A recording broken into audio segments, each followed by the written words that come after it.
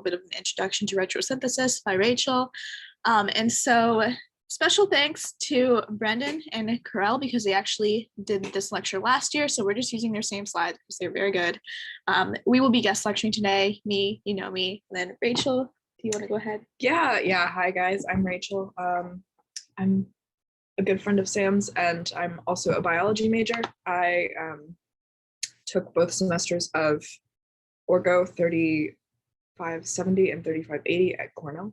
And I really enjoyed doing it. So also English major. And I'm also an English major. Yeah. Yes. She knows how to write, unlike the rest of us.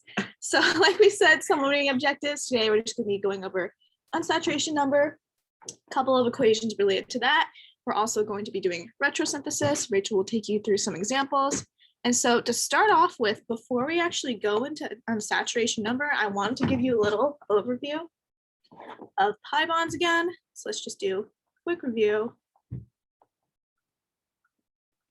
And like always, if my screen looks like it's buffering or anything, please let me know. So pi bonds. Remember, when we talk about pi bonds, we're talking about it usually in the context of hybridization. So I'm going to write hybridization. Remember, it's going to be a type of covalent bond, usually along with sigma. So you have your sigma. You're also going to have your pi. Hopefully this is a bit of a review from Gen Chem. Remember, pi bonds normally going to be implicated when we're talking about either double bonds or triple bonds. So you may recall that a double bond is going to consist of one sigma, one pi bond. Triple bond is going to be one sigma, two pi bonds. And so a big difference between these two, pi versus sigma rather, is you want to recall that pi bonds, we often see that they're side by side, and sigma are going to be end to end. So if you had Dr. Stephen Lee for Gen Chem, he might have used this terminology. He said that pi bonds are kind of like if you had a high five between your two p orbitals, whereas your sigma bonds are going to be like a handshake between your sp hybrids. So I'm going to show you what that looks like on a molecule. So let's say we have this structure. You're going to notice this is an alkene, one double bond. You're already probably thinking, okay, this guy has to have one pi bond. And so let's go ahead and look at steric number. Either of these carbons does not really matter. Steric number for either of them is going to be 3. You may recall from Sydney's lecture that if you have an SN3, your hybridization scheme is going to be sp2 plus p. Usually we just abbreviate that as sp2. And so what an sp2 hybrid is going to look like, that hybridization scheme is going to look like, is this big p orbital, just one of them, and you're going to have a few little baby sp hybrids, draw their little nubs in there. So remember 3 sp hybrids, 1 p orbital. And so that's what the hybridization scheme is going to look like for each of these carbons. Let me go ahead and draw it on. Because I've drawn it so that the hydrogens are kind of in the plane of the board or on the page, I'm going to go ahead and draw the p orbitals coming in and out of the page. So let's say there's 1 p orbital in the back, 1 in front. My shading's a little wonky here, but you know what I'm getting at. I'll show you another version in a second. So those are going to be your 1 p orbital, the 2 p orbitals. And then go ahead and draw the sp hybrids. It's going to be 1, 2, 3 on that carbon, 1, 2, 3 on the leftmost carbon. Remember, your hydrogens all going to be attached via an s orbital. Sorry, I made that one a little too small. There we go. Let's go ahead and fix that. Oops, didn't like that. Let me fix that guy real quick. All right. And so you're going to notice that the sp hybrids in the middle, they're going to overlap. That's going to be like our handshake. That's going to be the sigma bond that composes or double bond. There's also going to be a pi bond between these two p orbitals. Usually it's a little bit harder to see unless you draw them really big, so usually they're not very obviously overlapping. But you remember this from Gen Chem. I'm not worried. This is going to be our pi bond. And so another way to draw this out, I'm going to take this all the way over here. I think it is a little bit easier to see the p orbitals if you draw the hydrogens coming in and out of the board. So I'm going to draw it like this. It's kind of going to look like a funky Newman projection, just in that you can imagine maybe the hydrogens are eclipsing each other. So p orbital number 1, p orbital number 2. Remember all your hybrids, I'm going to draw them very briefly in there. 1, 2, 3, 4. That overlap is still happening with the sp hybrids. That's going to be your sigma bond. You still got those p orbitals. That's going to be your pi bond. Awesome. Last but not least, did not leave myself so much room, so I'm going to make these a little bit smaller. I'm going to show you a triple bond as well. Let me just check the chat real quick. Oh, someone's telling me that my writing is showing up delayed. Is that still the case? Let me look. Okay, let's see. Maybe it's okay now. It looks okay on my end. Please let me know if that happens again. Thank you to whoever DM'd me. So let's do triple bond.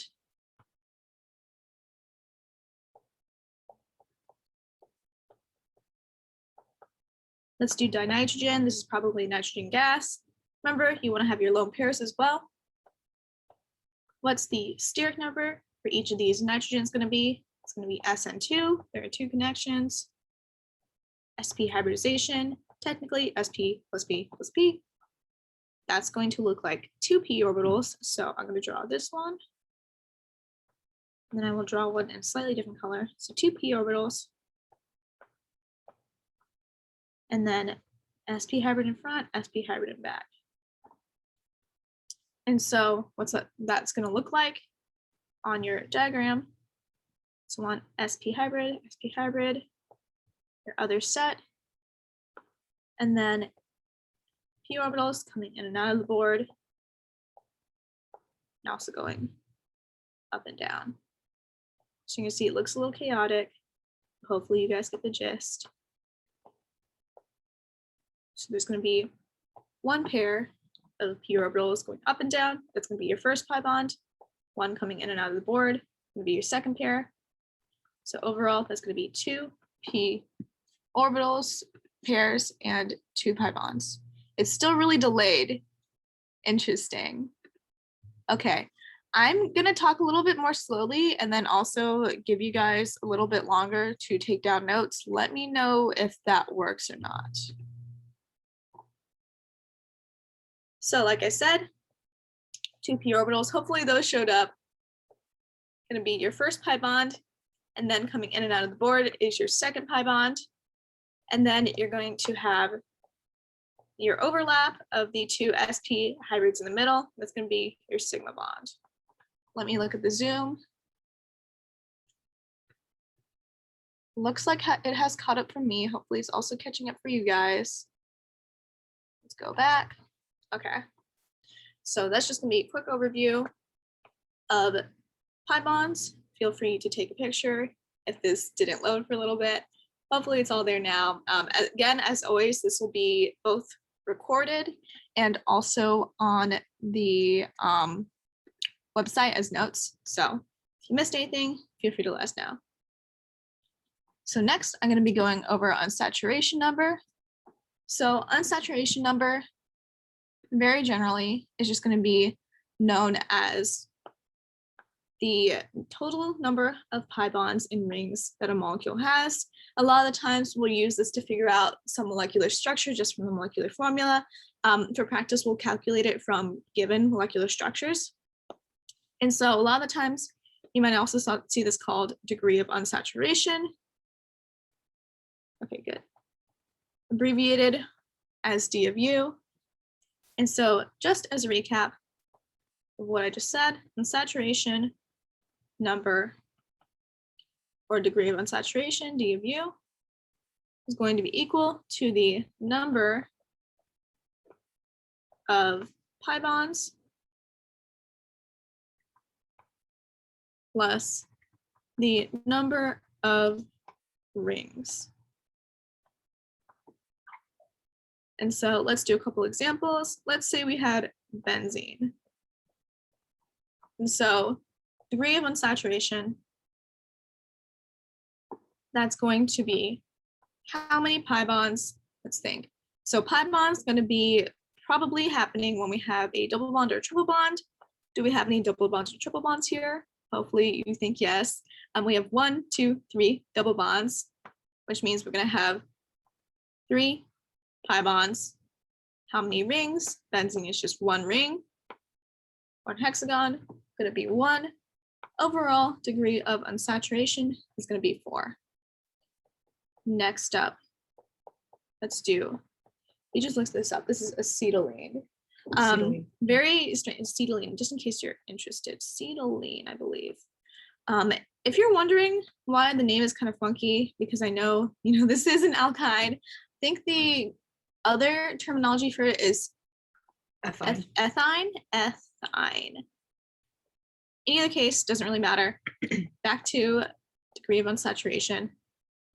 So how many double bonds, how many triple bonds? 1 triple bond, that's going to be 2 pi bonds. How many rings? This is linear, no rings.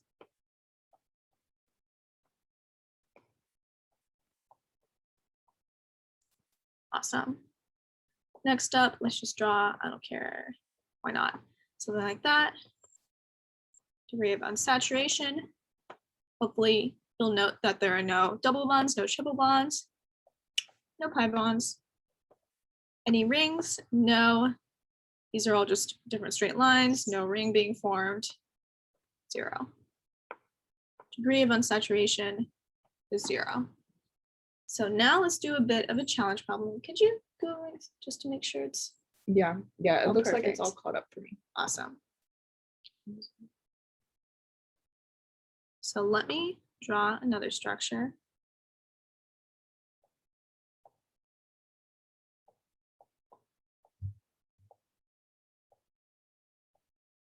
Oops, not a double bond there, my bad.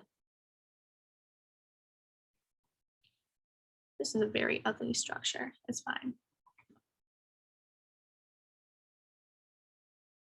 Some of you may recognize the structure. Let's get in there, there we go. This is actually caffeine.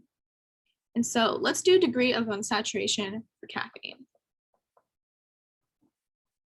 How many pi bonds? So let's look at double bonds, lots here. 1, 2, 3, 4. 4 double bonds, gotta be 4 pi bonds. How many rings? There's 1 hexagon here, 1 pentagon here. That's gonna be 2 rings. Overall degree of unsaturation is 6. Any questions so far? Check the chat. Looks like we are all good. Awesome. So next, we're going to be going over a couple equations that you can use for unsaturation number. Equation 2, I want to say, is the one that Gannon likes to teach. Either way works. Knowing both is better, but you can always have a preference. Usually on exams, they might ask you maybe to find unsaturation number. Don't think they usually give you an equation. Obviously, depends on the professor. If all else fails, just ask them. They can tell you what's on their exam. So degree of unsaturation, equation 1 is going to be 2 times the number of carbons. So I'm going to write 2C plus 2 plus N, which is the number of nitrogens, minus X, the number of halides, minus H, the number of hydrogens. All of that is going to be over 2.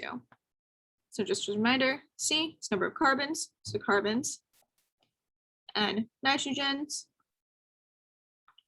X, your halides or halogens, usually they're in halide form, H, your hydrogens. And so let's take caffeine let's say we only had the molecular formula, that's going to be C8H10N4O2. Let's calculate the degree of unsaturation using this formula. It's going to be 2 times 8 carbons, plus 2, plus number of nitrogens, 4, minus number of halides, not in this example, minus the number of hydrogens, it's going to be 10. So that over 2, it's going to be 16 plus 6 minus 10 over 2. That is going to be 12 over 2, which is 6. You're going to note that's the exact same thing we got last time by just looking at the structure. Awesome.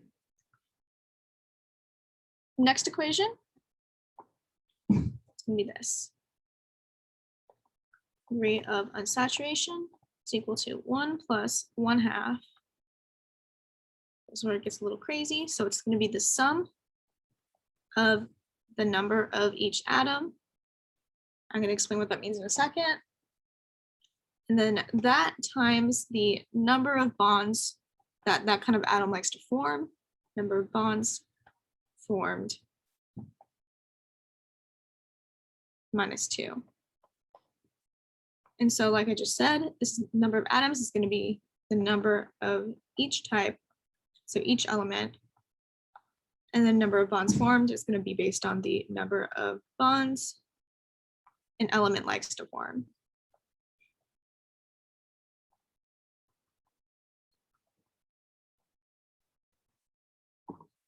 So let's go back to, caffeine. C8H10 N4O2. So let's go through all the elements. First off is carbon. Carbons. How many bonds does carbon usually like to form? Hopefully you're thinking 4. 4 minus 2. Overall, that's going to be 8 times 2, 16. Hydrogen, 10 of those, usually only forms 1 bond. Subtract 2, it's going to be negative 10. Nitrogen, 4 bonds. Sorry, 4 nitrogens. Usually likes to form 3 bonds because remember, you have nitrogen, it has 3 bonds, and then it has the lone pair. Minus 2, 4. Oxygen, have 2 of those guys. Usually only forms 2 bonds. You see 2 minus 2 is 0. Remember, when you have an oxygen, maybe it's part of some other molecule. Those lone pairs are going to take up some space. Awesome. So we have all these numbers. We have all these numbers. Let's go ahead and put them in the equation. So 1 plus 1/2. And then remember, it was the sum of all those numbers. So 16 minus 10 plus 4, and then plus 0. So it's going to be that. And you're going to see that's going to be 1 plus 5. So 6. 3 different ways, all got the same unsaturation number. And so like Carol notes here, you could be given either equation. It's good to be comfortable with both of them, just in case your professor does, for whatever reason, prefer one over the other. Generally, when you're working at these problems and trying to figure out unsaturation number, it doesn't matter if you have a preference or not. They're all going to get you to the same answer. Also, you might remember, like it talked about, you can use these equations to figure out the unsaturation number. And from figuring out the unsaturation number, you could theoretically figure out the structure of a molecule. Generally, when you do that, in examples they'll give you, it'll be like a much smaller unsaturation number than 6 per se. Let's say we had like maybe an unsaturation number. So I can say D of U of 1. You can imagine that 1 is the combination of the number of rings and pi bonds. So your options are either your molecule has a ring or your molecule has a pi bond. And if it's only 1 pi bond, that's going to be a double bond, right? Maybe if you have an unsaturation number of 2, you can have 2 rings. I'm going to put 2R. Maybe you have 2 pi bonds. So maybe you have 2 double bonds, for example. You could have a single triple bond, that kind of thing. You could have a ring and a double bond. You'll see that the possibilities, there are quite a lot. So in instances where you do have to figure out a structure from unsaturation number, they're usually not going to give you like an insane number because they know that's just going to take forever. Cool. Any questions on unsaturation number? All right, we're going to shift gears a little bit. Now, introduction to retrosynthesis. So just to recap, you may have heard this word before. I know you've done a bit of this the past few weeks, but synthesis is going to be any series of 2 or more reactions designed to obtain a specific final product. And so retrosynthesis, they're pretty popular for Oracle professors. One, because you can imagine like if you're an organic chemist, knowing how to synthesize things is pretty much like fundamental to your job. It's really practical. If you want some medicinal compound like D, for example, let's write this down. So you want some final product D from your start A. Let's make that bigger. But either maybe A is cheaper or easier to obtain or like less dangerous to use in large quantities. You want to figure out what can get you from A to D. And a lot of the times it's not going to be a straight path. Maybe it's A to B to D. That's going to be 2 different reactions. Maybe it's A to B to C to D, that kind of thing, 3 different reactions. So retrosynthesis, they're a little bit tricky, but they are important. And professors do want to make sure that you not only like can regurgitate all the mechanisms they've shown you, but you also understand like why they happen, when they happen, what might prevent it from happening. And so that is when these problems often come into play. And so these a lot of the times when they get introduced, they seem a little scary, but we will walk you through them. They are really not that bad.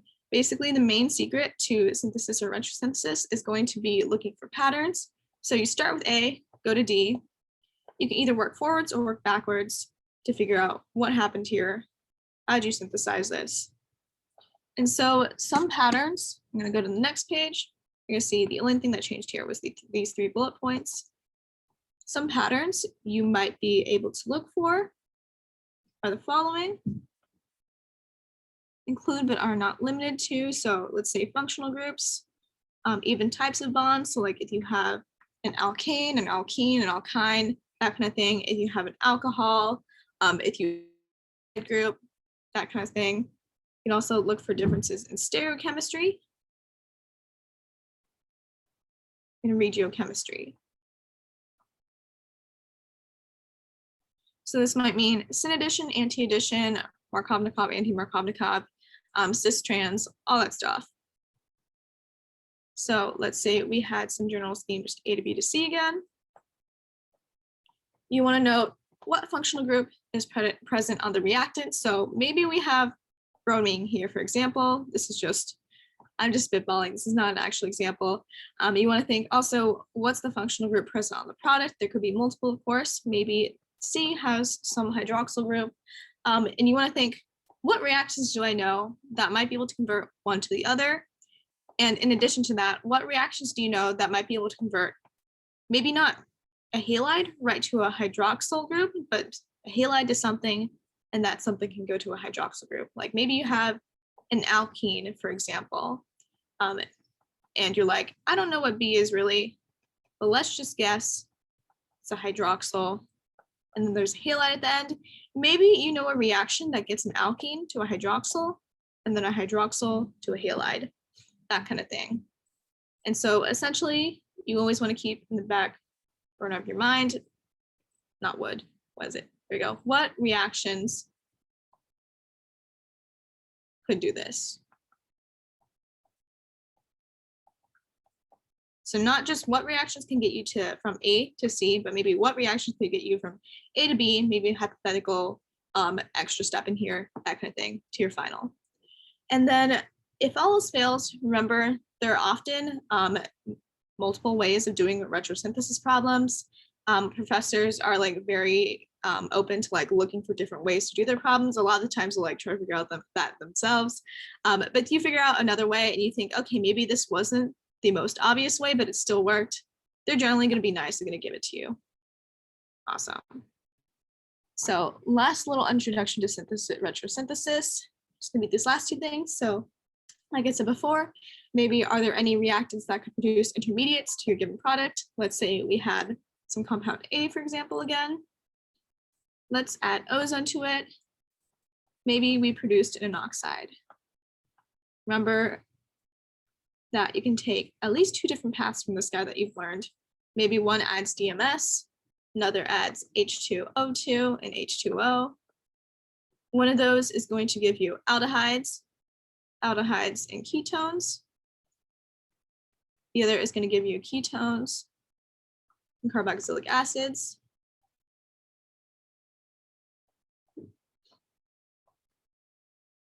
Maybe you were looking for an oxide intermediate. Maybe you're looking for an aldehyde or ketone or carboxylic acid intermediate, that kind of thing. This is the part where you really want to remember your function groups, make quizzes, really whatever you need in order to remember these guys, because that will be very helpful for these questions. And then last but not least, like I said, pay attention to redo and stereochemistry. Might remember from last week when we went over Markovnikov and anti-Markovnikov, that you can have, that's for example, take an alkene, say that's B, you can add HX to that, and then you would get the Markovnikov product. But if you added HX with peroxides, maybe, I'm gonna say peroxides, usually that's gonna use heat or light. So heat as the triangle, light as the wavelength, that's gonna give you anti-Markovnikov. So you always wanna think about different reactions, what kind of products they give you or intermediates they give you. Also, they're different essentially functionalities or characteristics. Are they going to be Markovnikov, anti-Markovnikov? Do they usually give you cis? Do they usually give you trans products? That kind of thing. Any questions so far? All right. I will now pass it over to Rachel. Hey guys. So we're going to go through some examples together of some retrosynthesis problems. But first, I just want to say that it's really important for retrosynthesis to know all of the reactions and reaction mechanisms that you are expected to know, and know what ones you're expected to know for the exam, know what processes they are. I found it really, really helpful when I was taking Orgo to just make a big document, a big spreadsheet that had all of the reactions that I had learned, the reaction mechanisms, where you write down, you know, what are your starting products? What are your, if there's a catalyst, what is it? What are you adding into the reaction? What are the intermediaries? And what are your end products? Because retrosynthesis problems, like Samantha mentioned earlier, are really popular on organic chemistry exams. I've done tons of them, I know, in my time, and so has Samantha. And it's really helpful to know what all the reactions are and what all the mechanisms are that are in your arsenal to use for retrosynthesis problems.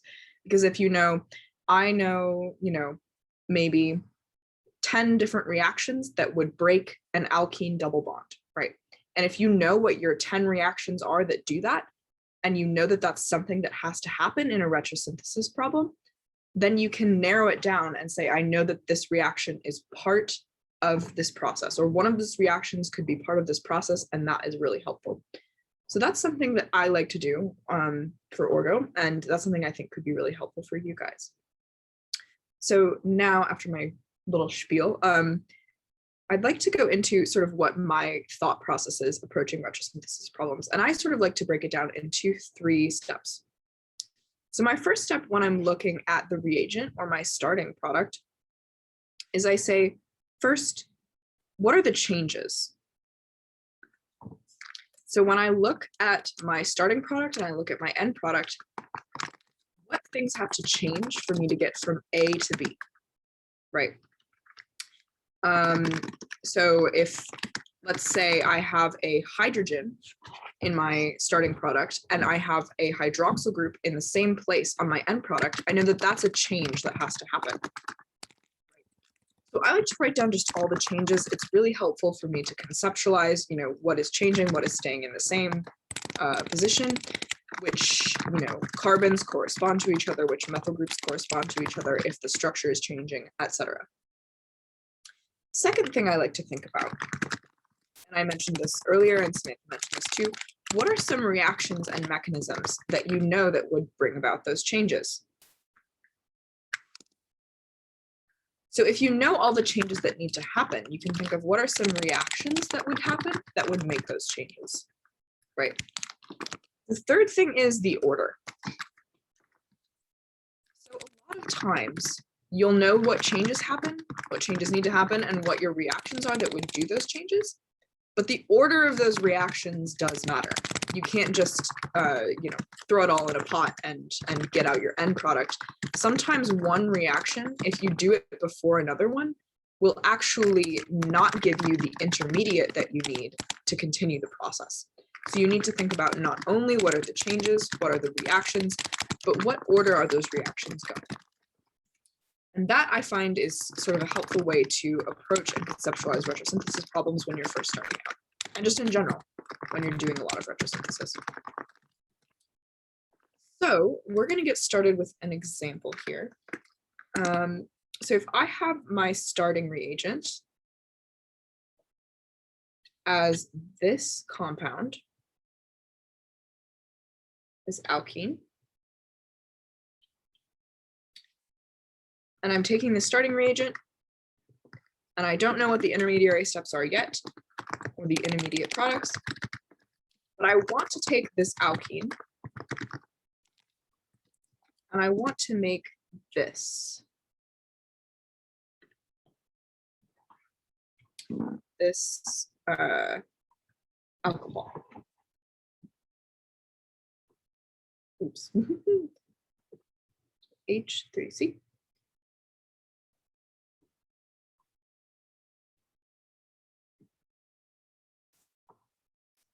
So this is my final product. So looking at these two compounds, one of the first things I like to do when I start with a retrosynthesis problem, again, like I said, is think about the changes. And it's really helpful when you're thinking about the changes to not just write the organic chemistry shorthand version of your compounds, but to write out what all of the molecules are, what all of the atoms are, and where they are exactly. That includes the hydrogens, because I know you guys learned earlier about hydride shifts. Those are often really important. And it's important to be able to conceptualize those and see where your hydrogens are, know where they are, know where your methyl groups are, etc. So I like to write out my structures, my starting structures, and my ending structures in a little more detail. So I'm going to do that right now.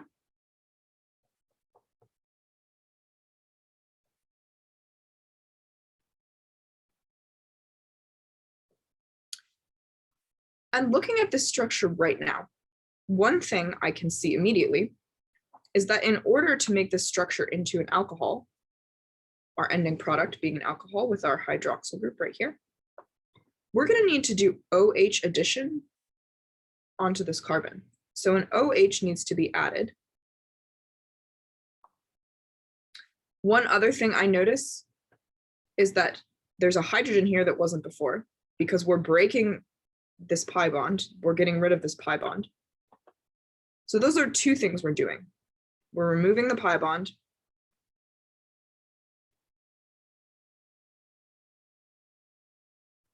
And we're adding a hydrogen. Right. So in total, what we're doing right here is adding H2O. So you guys have learned about that. That's called a hydration reaction. Oops. And we're doing hydration reaction of this alkene. So we're doing H2O addition of an alkene. Right.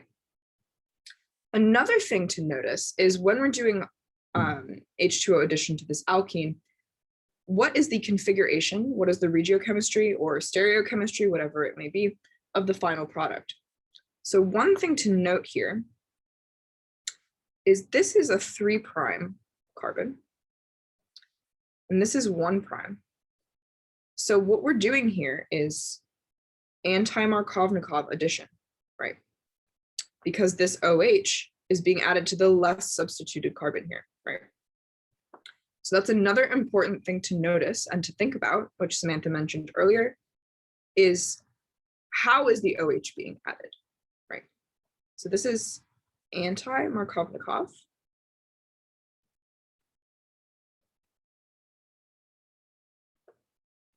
Right. And another thing to notice is that this configuration right here is cis. So this is syn addition.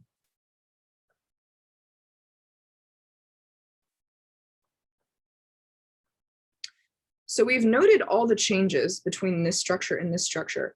And we've also noted what are some final configurations in this structure, the important final configurations. Another thing to think about that isn't an issue here, but would be something to consider in other problems is stereochemistry. So stereochemistry is not something we need to think about here. These carbons are not stereocenters, but it's something to keep in mind for future analysis, future stereochemistry problems that would have that in retrosynthesis. So now we want to think about what are the reactions we've learned that would allow us to do hydration or H2O addition to an alkene that would be anti-Markovnikov and syn, right? And one reaction we learned is hydroboration oxidation, right? So if you're thinking, oh, I have a theory about what reactions I could do that would allow me to go from this product to this product, it's always good to just write your theories out and test them, right? Or hypotheses, rather. So I'm going to write out what would happen if I went from this to this, or what would happen if I did hydroboration oxidation on this starting compound, and we'll see if we get our end compound. We're going to test it out. So we're going to write down our starting compound.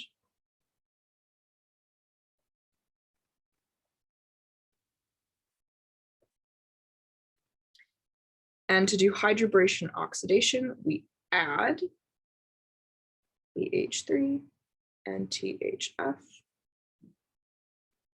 And that gives us this intermediary product.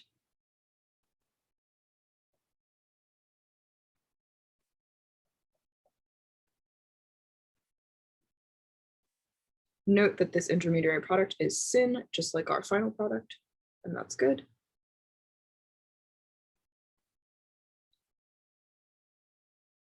And then when you add in OH,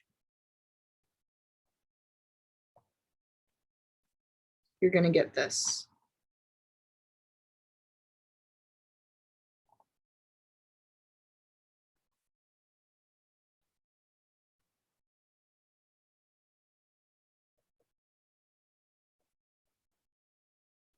Which you'll note, this end product of hydroboration oxidation, which we did on our starting product, is the same as this product here.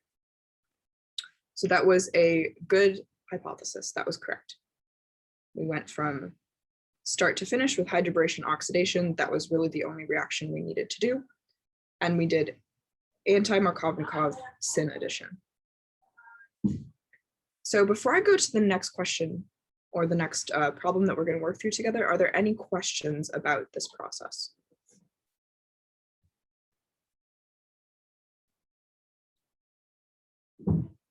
All good? Okay. We'll also have some time for you guys to ask questions at the end, and both Samantha and I can help you out if you have anything you're confused about. Okay, so moving on to example 2. If I have this alkene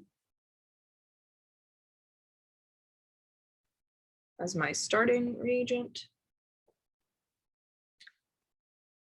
and I don't know what my intermediary steps are, but I want to get from this alkene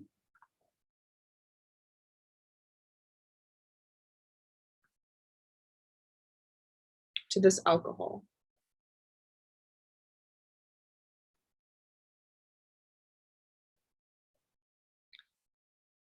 What do I do? So note, one thing to note here is which carbons correspond to which carbons. So which are the methyl groups that correspond here to the methyl groups here. So you'll note there's, this is a 3' carbon.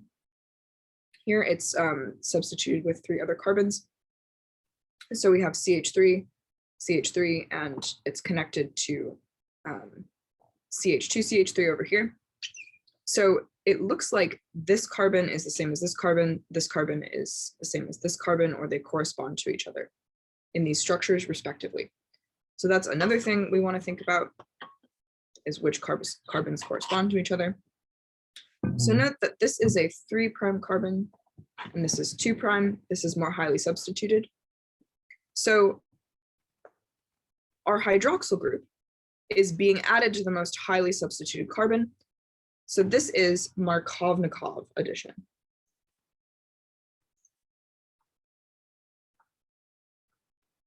Right? So that's an important thing to note.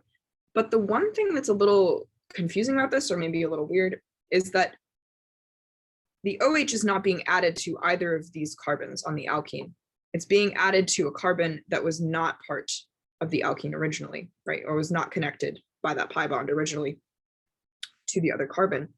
So one thing we want to look at is, again, like I said before, our structure of our starting reagent in a little more detail. So if we can break that down a little bit and see maybe what's happening with that, why is the OH being added there?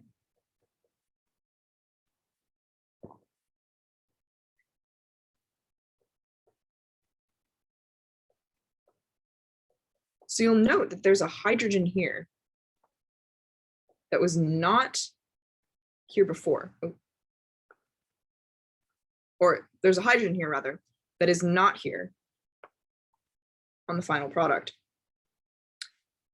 But a hydrogen needs to be added here for the octet rule to be satisfied. And you can't add an OH here without moving this hydrogen, right? So something that we learned that is really helpful, actually, in this case, is hydride shifts. And that's something that you want to keep in mind when you're looking at these problems, is there going to be a hydride shift happening? And in this case, a hydride shift has to happen for this OH to be able to be added to the carbon. So we want to be thinking about what are some reactions that we know that do OH addition, or addition of H2O, to an alkene double bond that would allow for a hydride shift. And what needs to happen for a hydride shift to happen? What needs to be satisfied for a hydride shift to be allowed to happen in this intermediary stage?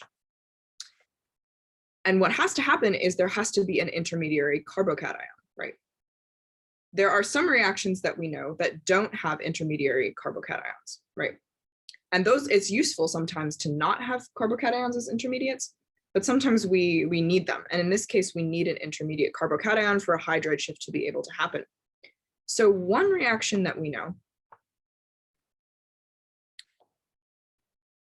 is if we add H2SO4 and H2O, we are doing H2O addition to this alkene double bond, but there's a carbocation intermediate, right? And our carbocation intermediate looks like this, the initial intermediate, right?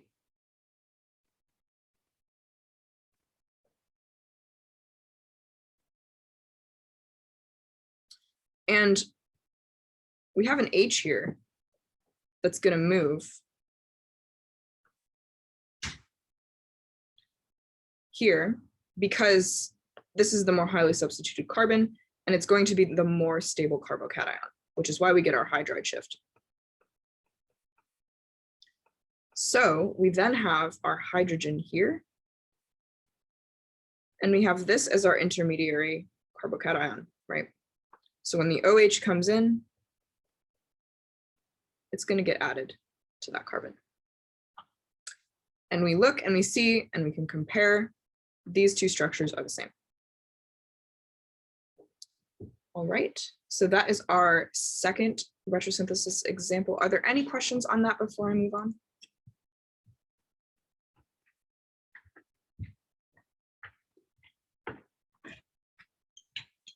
Awesome, okay.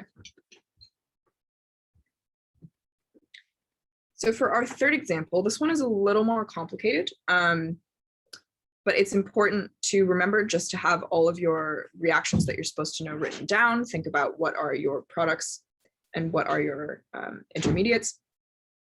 And even reactions that are a little more difficult, a little more confusing, you can break them down easily if you know what tools are in your arsenal, so to say. All right, so we're going to start with this ring structure.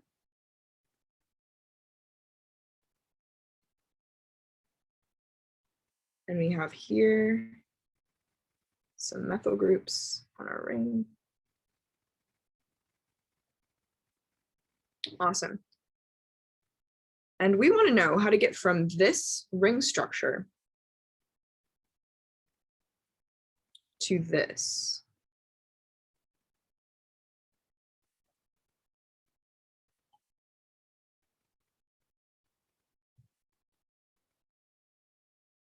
And we've got some methyl groups on here. Okay.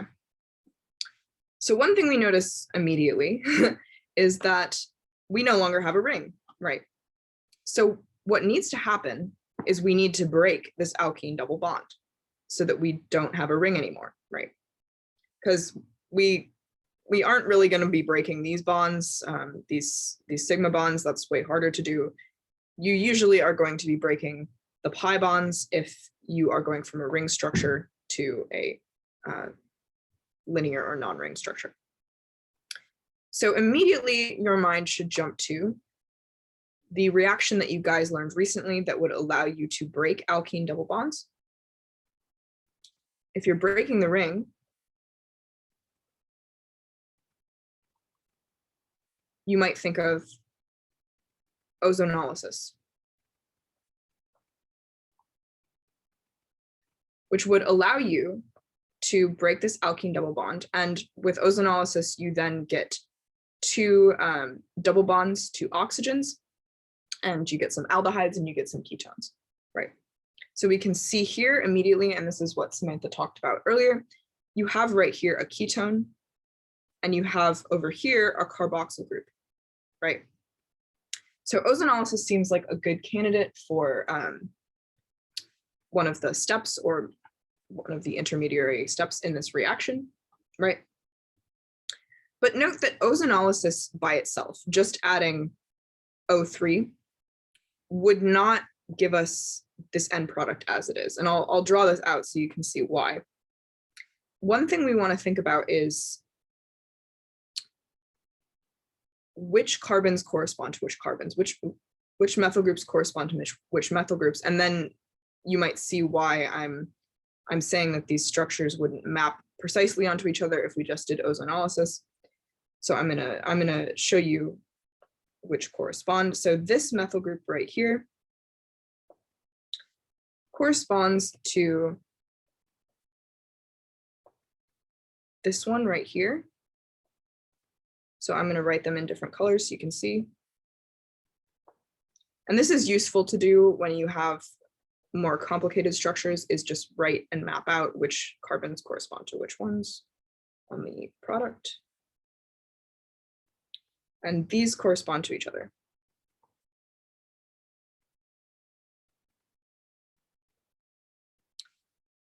So note in this structure, you're breaking the alkene double bond, and these two carbons were the original ones that were part of that double bond that were bonded to each other. Now they're double bonded to oxygens.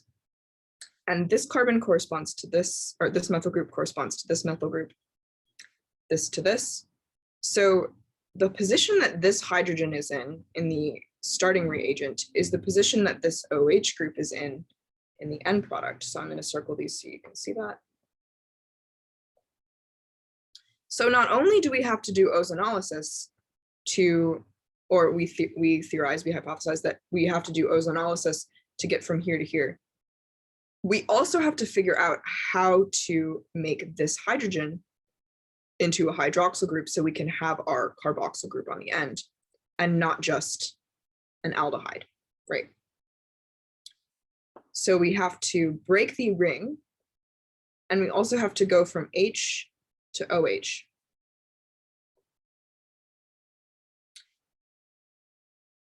So I'm going to draw out the aldehyde and ketone intermediate. And then we're going to think about what might be a reaction or something that we could add to the reaction after we do ozonolysis that would allow us to do this second point that I have right here, go from H to OH. So if we draw our starting product again,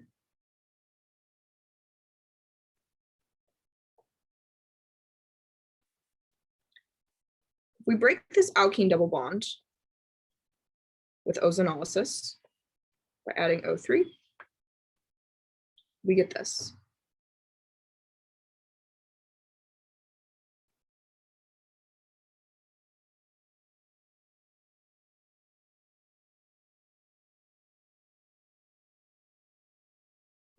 We get a ketone right here and an aldehyde right here. One thing that we did learn that would allow us to change this OH to an H is adding, as a second step, peroxide and water. If we add peroxide and water as our second step, that changes all of the hydrogens in the aldehydes that are created by ozonolysis into hydroxyl groups. So through the second step, in addition to ozonolysis, we get an OH. So this is because of step 2. So by looking at the changes we have between this molecule and this molecule, by identifying our functional groups right here, and perhaps an intermediate functional group that we would need to have, which was our aldehyde in transition to what we need, which was a carboxyl, we were able to figure out that there are 2 steps here, and we were able to decipher them and test our hypothesis. And so that's how you would get from this molecule to this molecule. Are there any questions about retrosynthesis, about anything that we discussed?